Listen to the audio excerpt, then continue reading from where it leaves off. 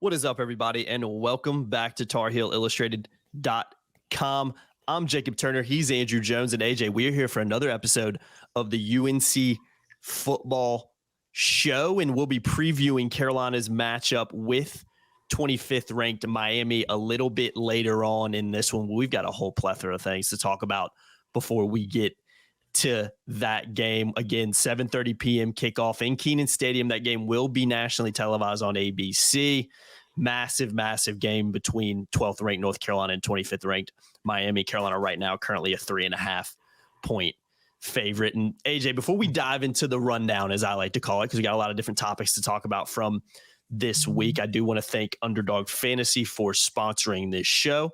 Stay tuned, as we will talk about them a lot more a little bit later on in this one. But AJ, let's start where we always seem to start, and that's on the injury front, because that's what people want to know about heading into this weekend. So what kind of updates from what you've heard from Mac Chizik, Chip Lindsey, and some of the players this week, what kind of updates can you give us on the injury front for the Tar Heels?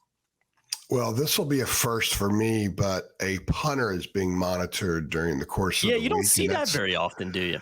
No, that's Ben Kiernan, and I still chuckle when I think about his face mask the other night.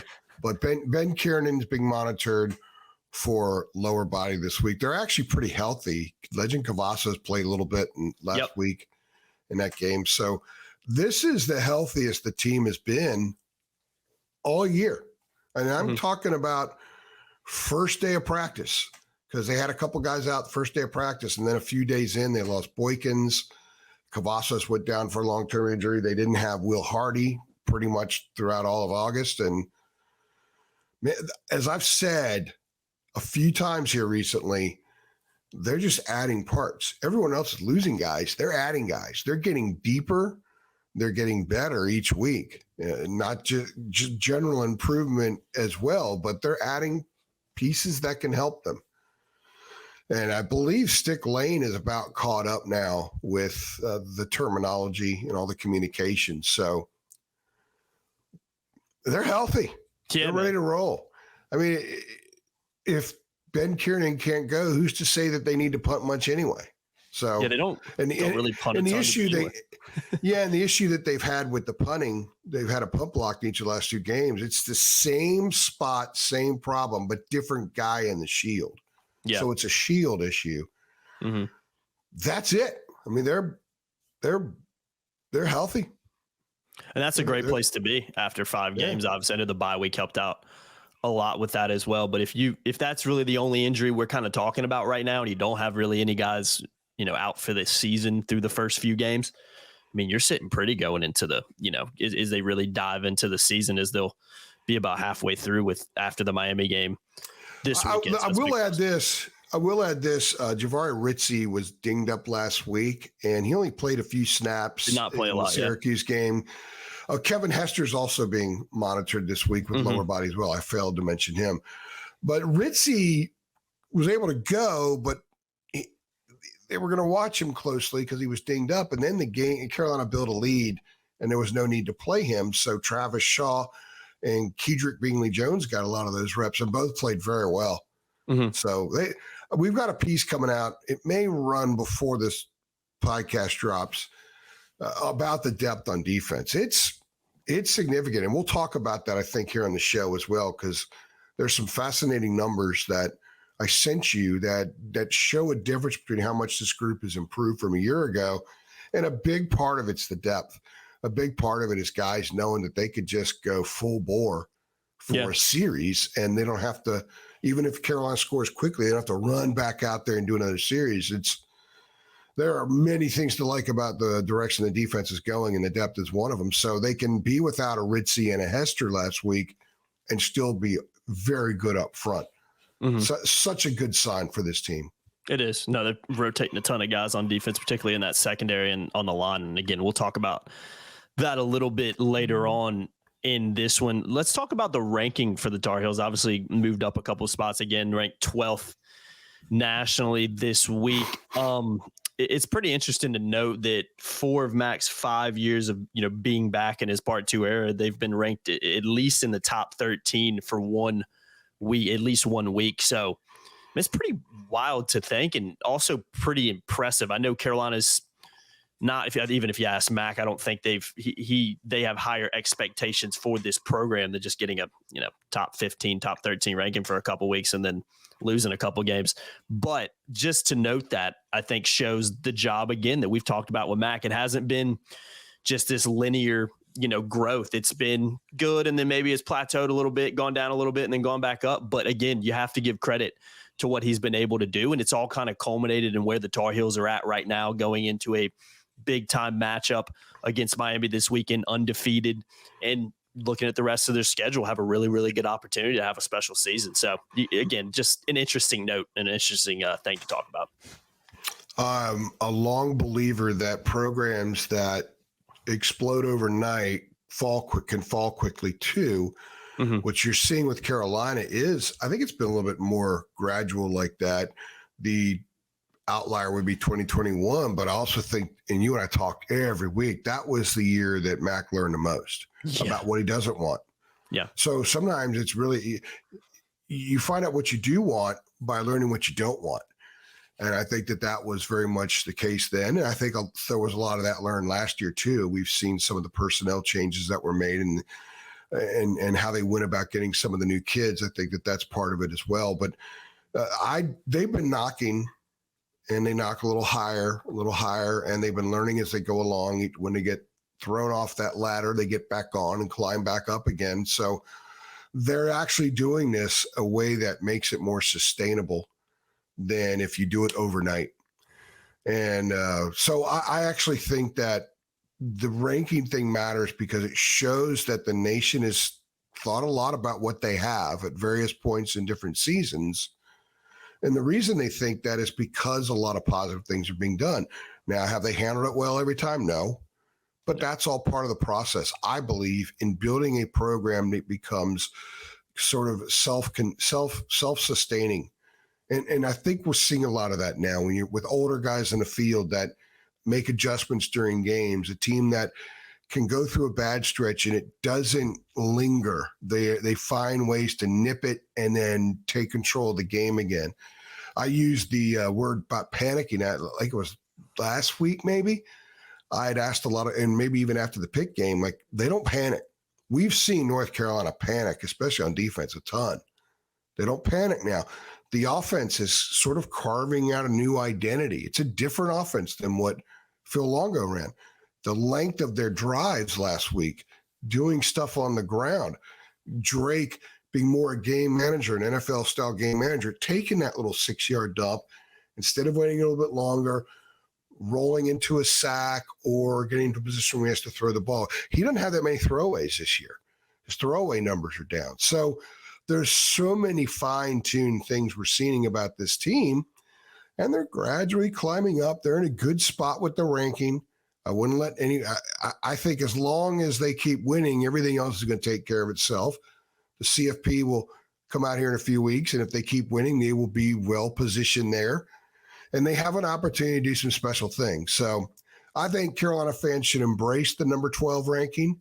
Don't complain if you think that you should be higher. None of that matters right now. What's key is they're winning, and they're still flying a little bit under the radar. They are being punished in a lot of ways for the App State game. App Tuesday night didn't help matters again. Yeah. But everybody has that. I mean, Alabama was 10-3 with 3 minutes left against South Florida, who's worse than App. Yeah. App would go down there and beat them. Yeah. So everybody has that mulligan game, and Carolina won their mulligan game. Mm-hmm. A lot of teams don't. So, and they've been outstanding against the Power 5 teams they've played. So I think 12 is a good spot. And I think it's pretty cool that Mac has had them as high as 13 in 4 of the 5 years. Again, has a division title. In a different year, had an Orange Bowl. Had a lot of guys drafted. There's so many things to point to about the program being in good hands and in good shape, in the best shape it's been in since 1997 when Mac left. I know that there's still Mac critics out there, but they need to pump the brakes on that. There are just too many boxes being checked that are positive boxes about this program right now. No doubt about it. And you mentioned the 5-0 start.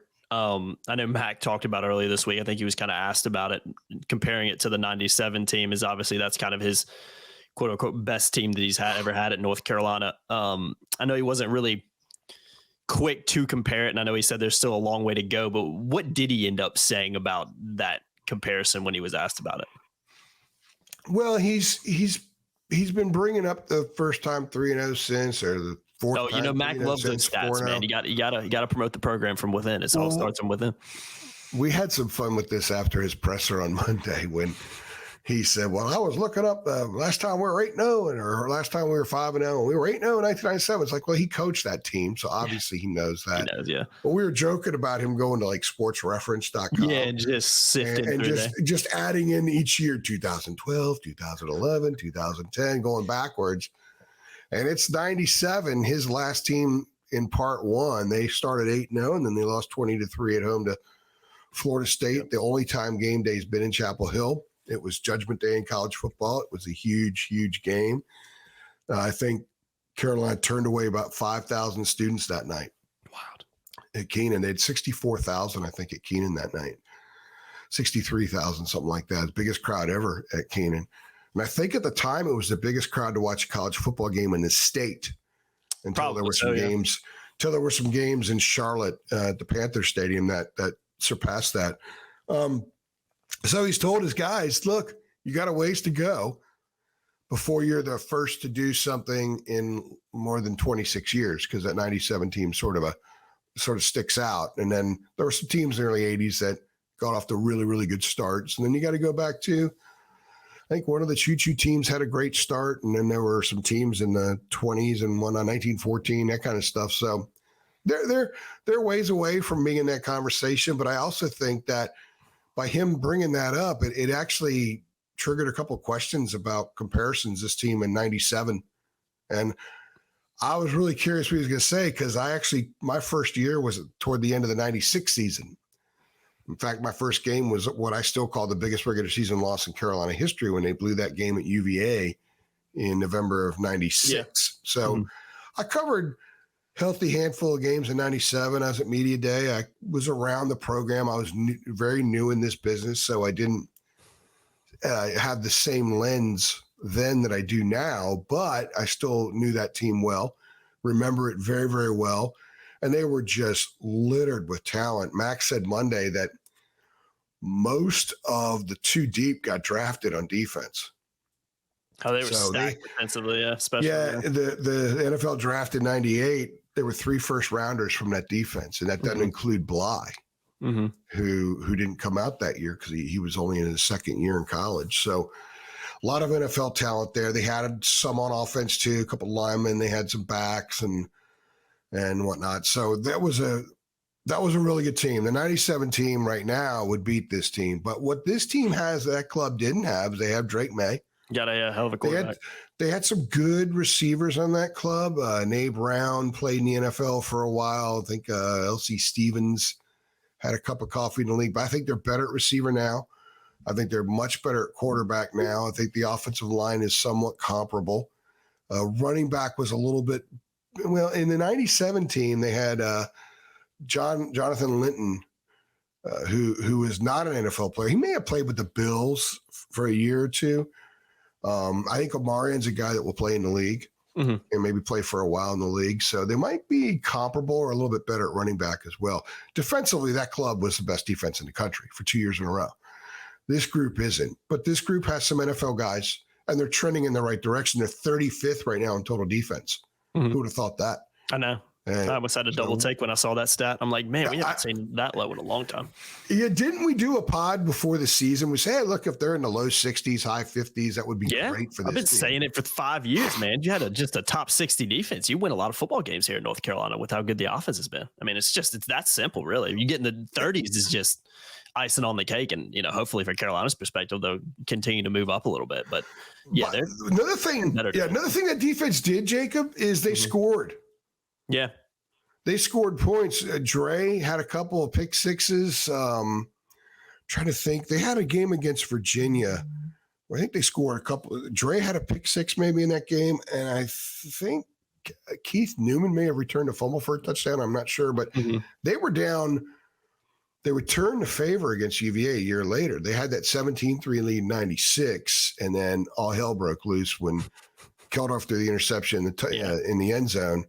And Max said that 23 years later, whatever, said one time, well, maybe should have just kicked a field goal there and gone up 20-3. Hindsight. So the next year, Virginia has a 20-3 lead in the first half in Chapel Hill. Mm-hmm. And that was the game that Jim Knight, the official, collapsed, had a heart attack on the field. Yeah. They thought he was dead, but Carolina's hospital's right next to the stadium. They got him in the hospital and saved his life. And I was actually at that game, and I'll never forget when they announced, I think right before the start of the second half, that he was going to make it, and it was a huge ovation. Oh, I'm sure, as it should. So, and Carolina down 20-3, they ended up winning that game 45-20. They just exploded. They were just nasty on defense, man. Yeah. They were sideline to sideline, and they were vicious. Yeah. So this group's got a ways to go, but they have a chance to win a ninth to start 9-0, and that club didn't start 9-0. So I think they have a chance to make history this year. They got a long way to go, but they're certainly positioning themselves to do that, Jacob. Yeah, they're sitting in a really, really good spot this, as they are right now. And again, they'll be tested this weekend against Miami, so we'll know even more about them after Saturday night's matchup.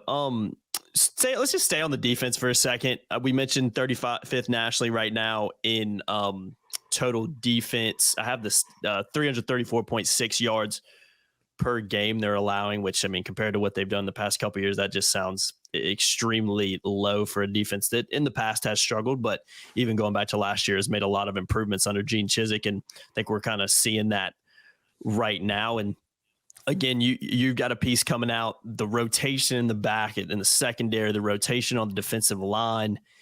It's refreshing to see because we haven't seen that a lot under Mac Brown's has come back because Carolina hadn't been able to do that. And I think the sign of a good team is being able to do that. And not only being able to rotate guys, but when you rotate guys, not seeing this dramatic and steep decline. And eventually you have to stop doing it because of that decline. Yeah. Carolina seems to be in a really good place defensively. And, we arguably saw their best performance of the season against Syracuse. I mean, am I wrong in saying that? Because I thought the defense was absolutely fantastic on last Saturday.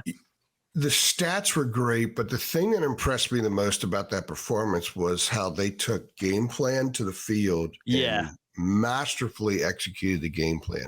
Syracuse you can look at the stats. Syracuse didn't really do anything barring that, especially if you take that first drive in the second half away. I mean, you take that away and Syracuse pretty much did absolutely nothing offensively for most of the game.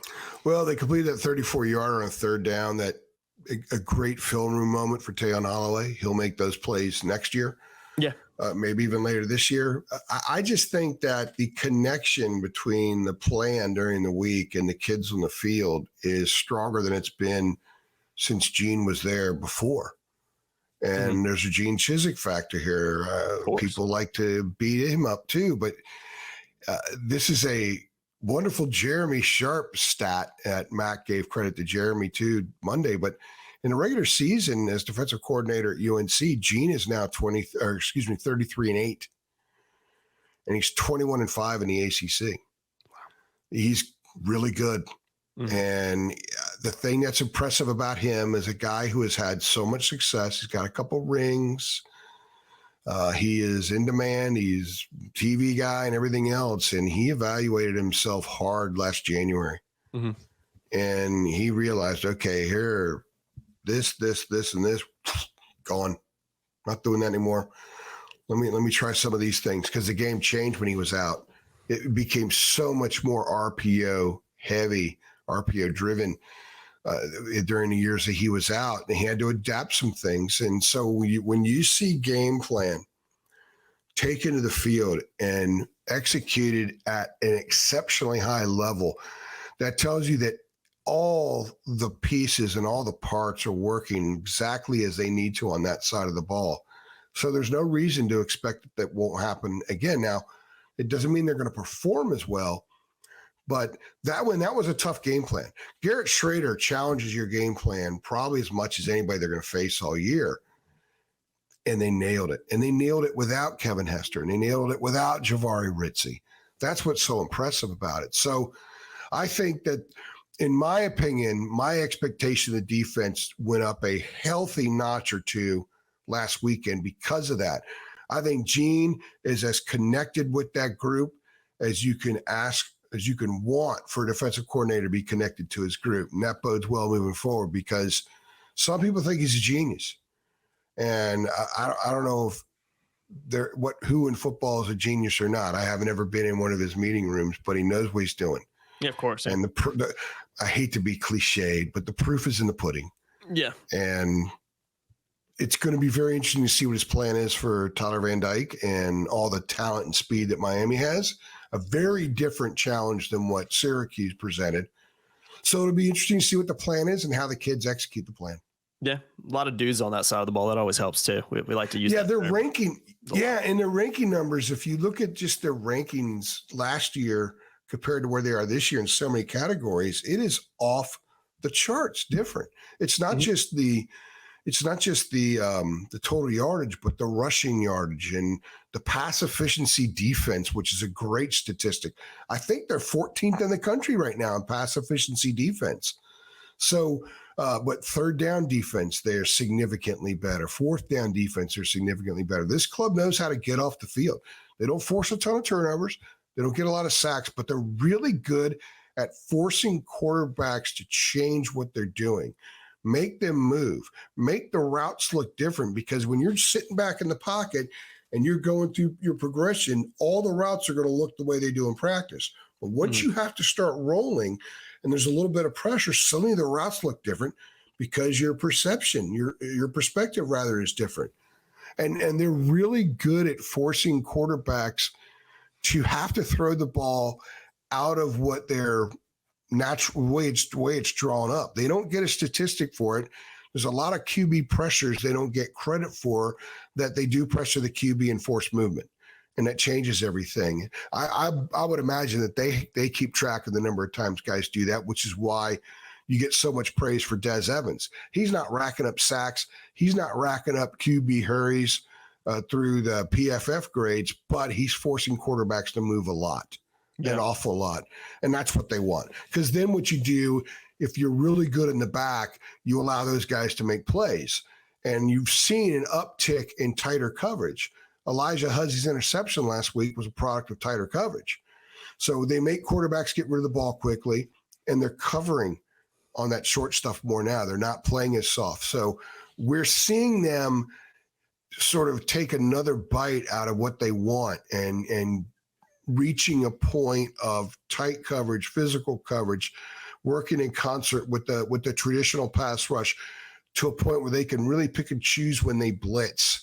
And they've had a lot of success with their blitzes. And they don't blitz a ton because they don't need to blitz a ton.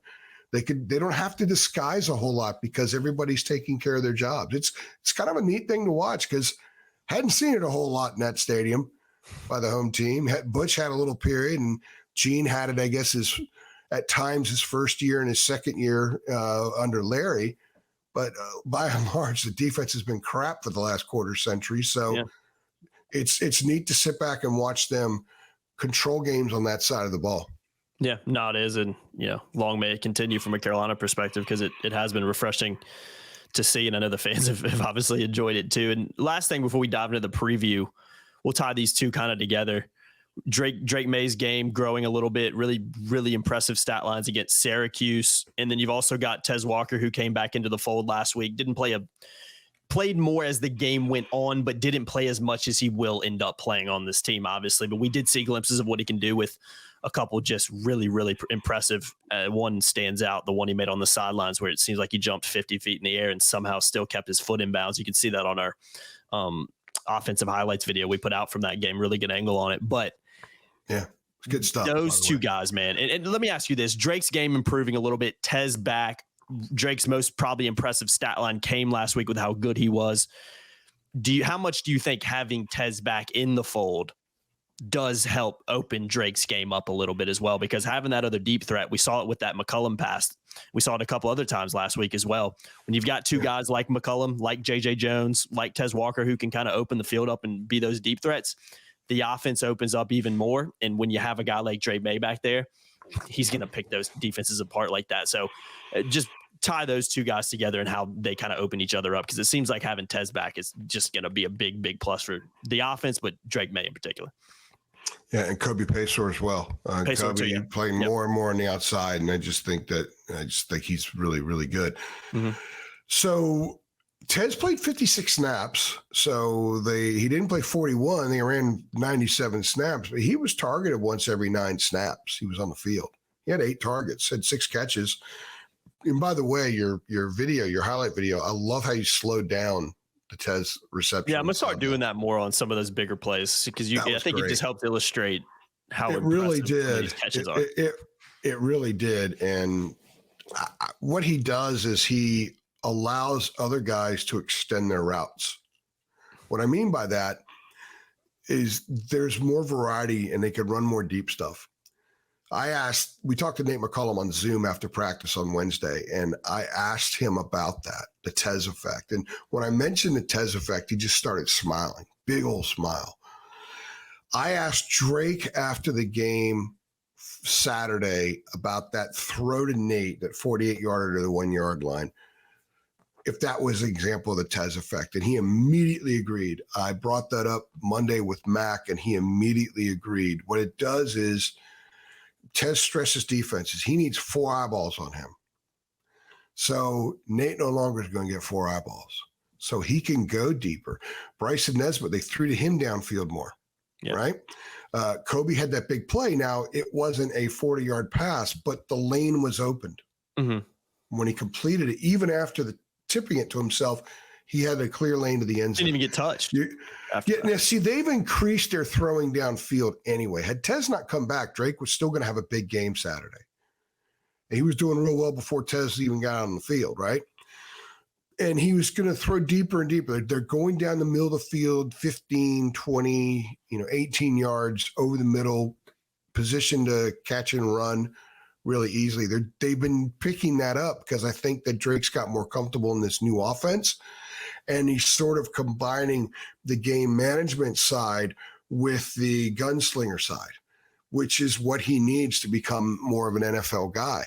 And he's learning that now. I asked Chip Lindsey on Monday about Drake's game management and the NFL aspect of that. I think I asked Drake about it on Tuesday as well. And they both agreed that, yeah, that's a big part. In fact, with Drake, I did ask him about it because I singled out a play in the second quarter Saturday where he kind of dropped back. He had great coverage, but the routes were covered quickly, so he didn't hesitate. He took the safe play.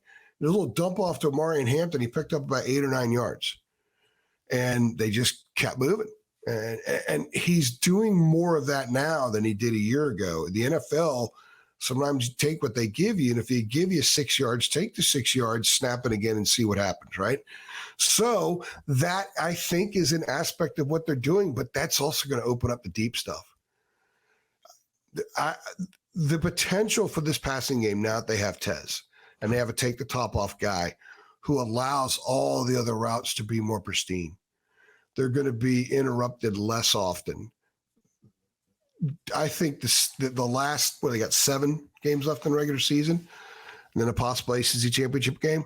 I think Drake's going to post sick numbers. Yeah, I think he does too. And he's going to get back in the Heisman race because he's going to, as long as they win, he's going to post sick numbers. And it's not just going to be the Tez Walker show.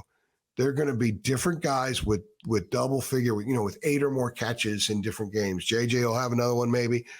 Kobe Paysor is going to have one of those games. Obviously, Nate's had 2 in the 3 that he did play against Apple a little bit, but in the ones that he started, he's had 2 in those 3 games. Tez had 6 catches the other day. He's definitely going to go for 10 or more. So they've got that. And Mac acknowledged Monday was something we've been talking about. They ended up playing too much in a Josh Downs box last year. And the more they did that, the offense was less potent. It's going reverse now. They're going to be using more guys. I think Drake completed passes to 10 different dudes in the first half the other day. Mm-hmm. I think the best is yet to come on both sides of the ball, to be honest with you. And I think that the Tez factor completes what they need in that receiving room. Now they have everything you can ask for, especially in concert with the tight ends. We haven't even talked about the tight end room, and you got just 3 really, really good ones in that room that have continued to show how good they are. So no, I completely agree. I think the offense is only going to get better and only should get better. And a lot of that has to do with the guys they brought in the portal. We told you guys 6 months ago, Carolina upgraded in the portal big time. I know a lot of people didn't believe us back then, but you look at who their best players have been: Tez Walker, Nate McCullum, Elijah Huzzie, Amari Gainer's been Willie Lampkin. some things on defense. Willie Lampkin's arguably their makes the biggest difference on the O-line in terms of individuals down there. They've had a ton of guys that have just made a massive, massive difference in that portal. And again, we'll see what this team's able to do. But that offense, man, when it's humming, it looks really, really good. And I do agree, like you said, I only expect it to keep getting better. And you got a gunslinger like Drake May back there, AJ, and you got weapons all around him. How could it not get better? You know what I mean? You got a gunslinger who has become an NFL game manager. Yeah, this season. He's a better quarterback than he was this time a year ago. Yes. More mature quarterback. I think he's better. And I think we really saw that in glimpses against Syracuse and the whole package and his stat line in that game. I only expect that to get better as the season goes on and as he gets more used to playing with Tez. I mean, he's practiced with Tez, but he's only played one game with him. So that factor has to come in a little bit too. And if they can maybe run the ball a little bit better too, get a little bit more blocking on the O-line. I still think Drake's running around a little bit too much at times. I think if you can just give him another second or two back there on some of these passing plays, again, the offense is going to benefit so much more than that. So a lot of improving this offense can still do, even though they're playing at a pretty high level right now. So I think that's a big, big plus going in to the Miami game and the rest of the season. AJ, before we dive into the preview portion, do want to give a thank you to Underdog Fantasy, who's a sponsor of this show. And we're super excited to be partnered with Underdog Fantasy. I've talked to you guys a lot about it before, but we decided to partner with them because it's the easiest place to play fantasy sports. And it's also the fastest growing fantasy app in the industry. I'm seeing Underdog Fantasy ads everywhere now, AJ. Twitter, TV, billboards, YouTube. They really are. When I think fantasy sports, Facebook, Facebook, and I see fantasy sports, Underdog is the one I'm seeing right now. So I definitely can back that up. They are absolutely everywhere right now. And they have a lot to offer, including their Pick'em game. In Pick'em, you pick whether your favorite players will have a higher or lower stat total in this week's game for a chance to win big. So easy to play. All you have to do is pick 2 to 5 stats of your favorite players. You know, maybe throw in a Drake May, throw in a Tez Walker like we've been talking about, and choose whether they'll go higher or lower. You can 20 extra money by going just 5 for 5. They also have a Best Ball Mania. If you think you know ball, you need to check them out. This year's Best Ball Mania has $15 million in total prizes up to grabs, with the winner taking home $3 million. I wouldn't mind that in my pocket right now. So sign up today with promo code HEAL, HEEL, to get your first deposit doubled up to $100. Visit underdogfantasy.com, or you can find them in the App Store. And don't forget to use that promo code HEAL to get your first deposit doubled up to $100. Must be 18 plus and present in a state where Underdog Fantasy operates. Terms do apply. And if you are concerned with your play, call 1-800-522-4700 or visit ncpgambling.org. Links in the description below. Make sure you use that promo code HEAL to get signed up. And big thank you to Underdog Fantasy for sponsoring this show. AJ, let's dive into Miami coming into this game 4-1, 0-1 in conference play after just a brutal loss to Georgia Tech last week. I mean, I'm not laughing at it. It's just comical in the way they ended up losing that game. If you don't know what I'm talking about, I think it's okay to laugh at. Go watch the highlights. It's just unbelievable. Biggest bonehead coaching decision I've ever seen. Unbelievable coaching. And then on the final play, too, AJ, the time's out. How do you let the wide receiver get over top of the defense? The only thing that they had to do was score to win the game. I mean, it's unbelievable from a defensive perspective too. That Miami doused itself in front of the goal line. I mean, geez, it's crazy. Miami doused itself in kerosene with 35 seconds left and just mind-boggling, man. I mean, it's every aspect crazy. It really, if you haven't seen it, go watch the highlights because, like I said, the coaching decision to even run the ball in the first place is unbelievable. It's stupid. Then you fumble it. But to give up a touchdown, the only way they could lose a game if Georgia Tech scored. And again, this wide receiver's like over top of the defense. It's truly mind-boggling. But again, they went like 70 yards in 2 plays. It's crazy. It's legitimately crazy. And we'll see if that has a positive or negative effect for Miami going into this game, because it could maybe motivate them a little bit and piss them off a little bit, for lack of a better word, or it could just be one of them games that you just never let's go inside the locker room. And I did a show yesterday with the publisher of the Miami site and the Rivals Network. And anybody who's interested in Miami, go over to canescounty.com. It's a great site. And Marcus is going to be in Chapel Hill Saturday, so he travels covering the Hurricanes. And we talked about this, And he said they're saying all the right things. Somebody thought that maybe Mario was trying to get the running back 100 yards, which I understand, but you don't do it in a 1-score game. You do it in a 2-score game in that situation.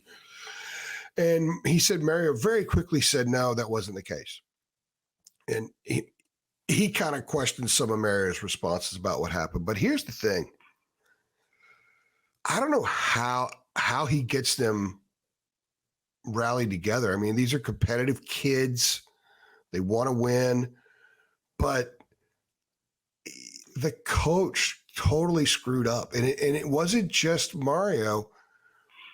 Why didn't the offensive coordinator speak up and say, let's just take a knee? Mm-hmm. Yeah. Chip Lindsey spoke Monday about how Drake May has the authority to change a lot of the calls at the line of scrimmage. A lot of it is blocking stuff. And then it's amazing what freedom he has and authority he has at the line of scrimmage that when you're in the stands or the press box, you don't really see. I imagine Tyler Van Dyke has the same thing. Why doesn't he call timeout and go over and say, Coach, let's just take a knee? Yeah, you don't run the ball. It's not like the whole operation failed. Mm-hmm. It failed miserably, and then the defense failed. The receiver gets so far behind the secondary, a really good secondary. Crazy. I just think that it wasn't just Mario's decision. It was an absolute meltdown. It's like the team went brain dead for about 40 seconds of real time. You know what I mean? I'm not saying 40 seconds. It was a few minutes in reality, but 40 seconds. I don't know how you overcome it. I don't know how you get them back. I don't know how Mario can preach attention to detail to these kids. I really don't. No. I'm not bashing.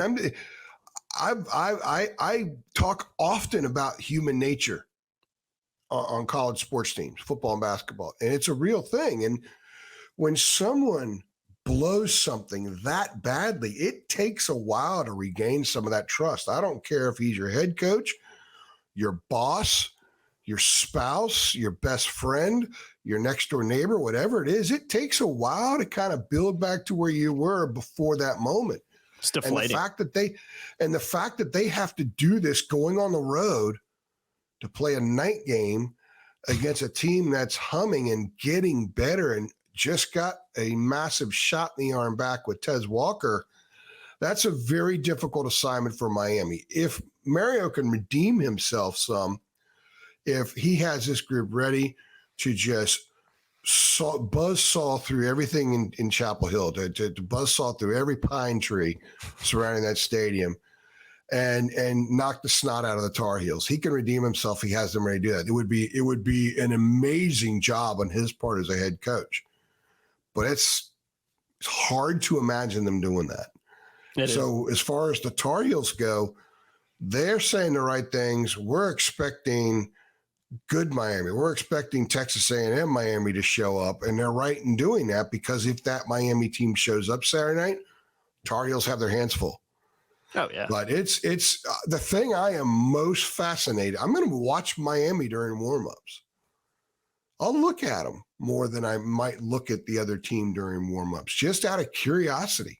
Mm-hmm. They're going to walk down the field to play a game after.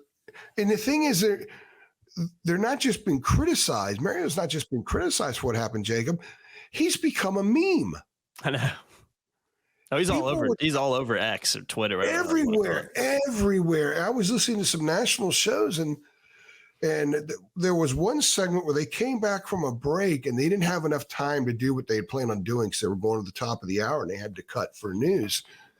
And the guy said, oh, I guess we'll just go ahead and take a knee to end this segment. I mean, it is tough. He's just getting – people aren't taking him seriously, especially since this happened when he was at Oregon. Yeah. I don't know. Maybe am I making too much of it? No, I don't think you are. I mean, I grew up playing sports at a high level, and obviously I didn't play at the collegiate level, and much less play ACC football, obviously. But when you lose a game because of poor coaching decisions from the top down, when it's all you had to do was kneel the ball and you don't do it and you end up losing the game and then you go brain dead on defense, that is so deflating for a team and can cause a little bit of friction in a locker room. And again, maybe it's something that pisses Miami off, for lack of a better term, to where they come out and say, look, what it is. The whole country's kind of against us, making fun of us now. Let's go out and prove on national television that we're a pretty dang good football team. They're making fun of Mario, not them. That could happen, but I lean towards the other, where it probably takes you a little while to get going again. And you look at the position going into this game. They play Carolina this weekend, and then they have Clemson at home next weekend. So even that's an interesting spot to be in, regardless if you're coming off a loss to Georgia Tech. That we've talked about these kind of quote unquote trap games. They won't be looking ahead of North Carolina for Clemson, because North Carolina is a better football team this year than Clemson is right now. But still, when you've got Clemson on the schedule at home the following weekend, it is an interesting position to be in, because they've got two very, very tough games in a row and could very well be 4-3 and 0-3 in the ACC. So that adds a little bit more pressure to that locker room as well. So AJ, just to keep on Miami for a second, their wins this year have come over Miami, Ohio, Texas A&M, Bethune-Cookman, and Temple. And it starts with Tyler Van Dyke. He's their guy. He's the quarterback, and he's put up some pretty impressive stats this year, thrown for over 1,300 yards, 12 touchdowns, 4 interceptions on the season. And I'll always like to just single out two guys offensively you have to watch out for. Xavier Restrepo at wide receiver. People know that name if they've been watching college football. He's been their go-to guy, 13 more catches than any other wideout on Miami's teams, and he's averaging a little bit over 13 yards per catch right now. So he's having a really, really good season. Henry Parrish Jr., their leading rusher, averaging about 6.4 yards per carry. So again, offensively, they've been pretty dang good, and they're actually ranked number 7 in total offense right now, averaging just over 505 yards per game. In comparison, Carolina's number 9 nationally with right on that 500 yards per game mark. And just flipping over to the defensive side real quick, AJ, they do rank number 9 in total defense as well. So, I mean, this is a team right now, when you look at offensive and defensively in terms of the national landscape, is pretty good in where they are right now in those rankings, allowing just 268 yards per game. In comparison, we mentioned earlier, Carolina, number 35 nationally with 334. So do have to factor those in. I always like to caveat it because, again, we talked about a little bit with Syracuse. I think Miami's had a harder schedule than Syracuse, obviously. Syracuse came into last week's game ranked very, very well on both sides of the ball. You look at who they've played. Georgia Tech lost that game. Georgia Tech's, I think, doing some nice things and trending in the right direction, but by no means a top 25 national team. Yeah, up and down a little bit. And then Miami of Ohio, Bethune-Cookman, Temple, 3 just not very good programs or good football teams this year in comparison to an ACC team like Miami, who's been ranked for most of this year. But the win over A&M is, you have to signal out that one out, like you mentioned. Does Carolina get that Miami, or do they get the Georgia Tech Miami, especially in the last few minutes of that game last weekend? So we'll talk about keys to victory now, AJ. For me, I've signaled out 2 things. Get pressure on Tyler Van Dyke. Carolina had 6 QB hurries last week and 1 sack against Syracuse.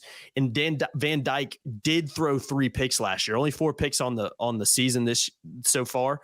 3 picks came against Georgia Tech last weekend. So is his confidence a little shaky with how that game ended and how he performed last week, particularly throwing those 3 picks? So I think if you can get pressure on Van Dyke up front, you're going to have a lot of success against this Miami team. We've seen it countless times, AJ. If you give a guy like him time in the pocket, he's gonna pick you apart. Carolina can't have that, despite how good the secondary's been. If you can get a little bit of pressure up front, I think you're going to disrupt this Miami offense a little bit, and I think that is the best way to slow them down and stop them. And again, for Carolina on the other side of the ball, AJ, my key, take advantage of those deep threats, man. You've got them now. Utilize them. Open up this defense. Open up as an offense. Open up this field and see if Miami can deal with that. Because when you've got the wide receivers and threats that they do, especially going deep, you got to take advantage of it, especially when you got Drake May throwing you the ball. So those are my 2 keys to victory. Pressure on Van Dyke up front, take advantage of those deep threats offensively, and I think Carolina can win this game on Saturday. So thoughts on Miami, AJ? I know we've talked about them, but go ahead and give me your keys to victory for the Tar Heels, and if you have any other ones as well. Van Dyke was 21 of 30 for 374 yards, 5 TDs, no picks against Texas A&M. So that's really the guy you need to prepare for. He's also thrown for 760 yards the last 2 years against Carolina. He has. And I was going to say he has torched them the past couple of years. Absolutely. And his coming out party was in Chapel Hill 2 years ago. Yep.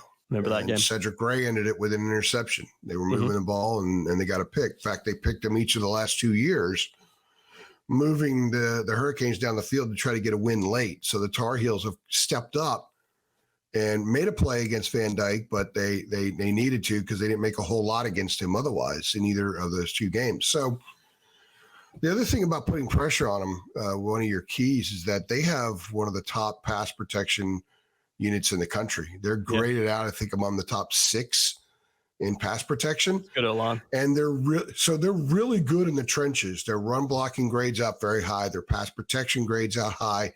They're number 1 in the nation against the run defensively. And they're also the number 8. They have the number 8 pass rush in the country. This game's going to be won or lost in the trenches. A way to circumvent that is the deep threat that you're talking about. Hit on some big plays. Carolina may have to hit on some big plays, and it could wash over losing in the trenches 4 or 5 times out of, 4 out of 5 snaps, 4 out of 6 snaps, something like that.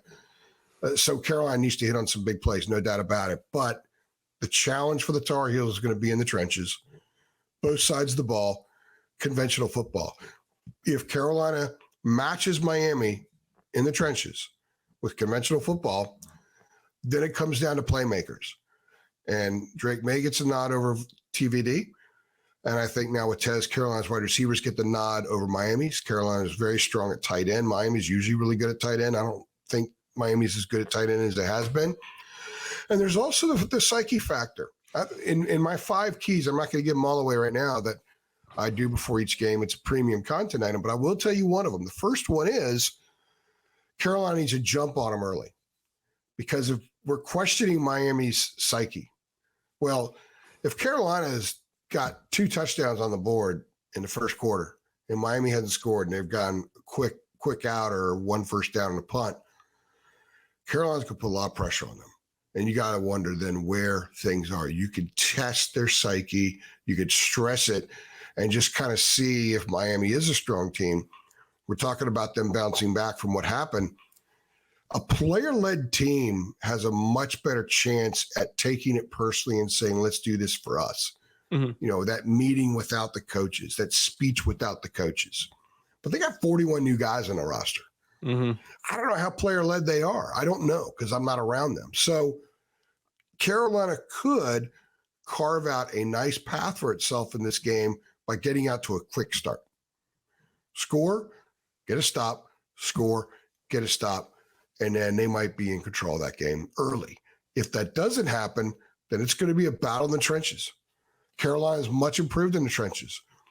Not sure Carolina's as good as Miami in the trenches. That's going to be huge. Can Drake make up for it? Can gloss it over? Perhaps.